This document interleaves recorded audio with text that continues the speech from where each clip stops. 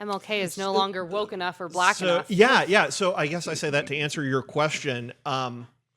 I don't think the protest did any good at all as far as making people more sympathetic to the plight of poor urban black people. Yeah. I think it hurt them immensely. And there's no coincidence that it was a bunch of woke white people who were out there throwing bricks. Yeah.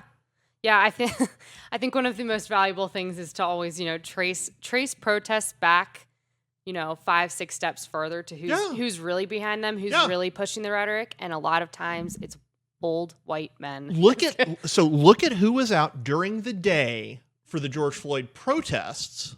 Those were black people, and who was out at night throwing bricks. Well, there were White some people. black people, but I saw more white people. Yeah, I was in involved Portland in while that. it was happening. Yeah, Oh, I I saw didn't it know happen that. every day. You were in know that. Portland? Yeah, while this was all going down. When I moved to How Portland many a couple bricks years, did you throw? myself personally, none. Our business was looted. My friends' cars were broken into. We I had not people know this? constantly that were living in the vehicles that we had on the lot that I was working at. I did not know this. I literally saw the thing fall apart in front of my eyes. But the thing Wow. you're describing, this social justice thing in daylight and this anarchy at nighttime, was what happened for months.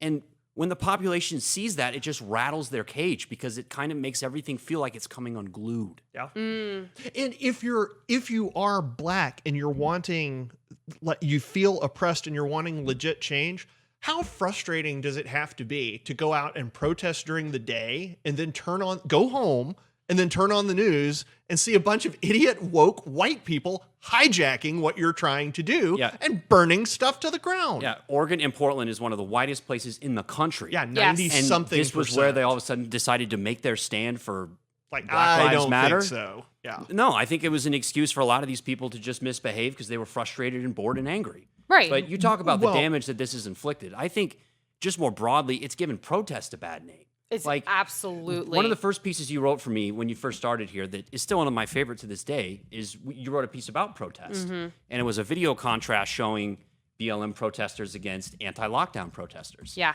And in the completely video, different. it showed like outside Portland, they're just ripping the fence down on the courthouse. And then I Right. think the other clip is from Australia, and they knock a fence over. They literally pick it back They up. pick it back up, and you're like, sorry. So our country has a rich history of protest. Like, we've been protesting since the Boston Tea Party. Right. But the BLM riots have given this practice that I think is vital and actually good for the country a terrible reputation. But they're 100% predictable because of where they're coming from. You said just a second ago that some of this was an excuse for people to misbehave. And for a few people, I think you're probably right. There's always going to be that group. But when you look at the aims and objectives of the people who are out there really raising hell, I Right. mean, The these are ringleaders. neo-Marxist, cultural Marxists, and Yes. they are behaving. I'm going for a record for how many times you can use the word Bolshevik in a series of podcasts. They are doing exactly what the Bolsheviks were doing. And that's that's no coincidence.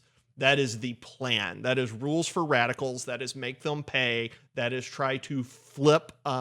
That's try to foment revolt. Yeah, absolutely. And I think that's really, truly what scared people. And Yeah. when I left Portland, like a year or so ago, the city hadn't bounced back. I still don't think it's bounced back. Yeah, and make no mistake, the people who are involved in this and the academics who are pushing it and rolling out the intellectual drivel that backs it up, they want 1917. They want the Bolsheviks in the streets. Right.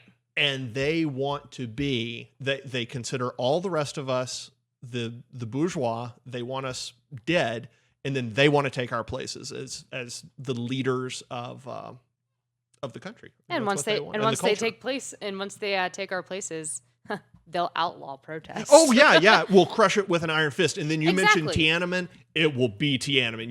You stand up and they will roll a tank over you. Yeah, because everyone can recognize that protests have often been how things get done in society. It's how some of the greatest wrongs have been righted throughout, especially the past 2 centuries, is through protest. But what no one wants to recognize is it's not just protest in general. It's a type of protest. It is how you go about doing it and what your goals and aims are. Yeah.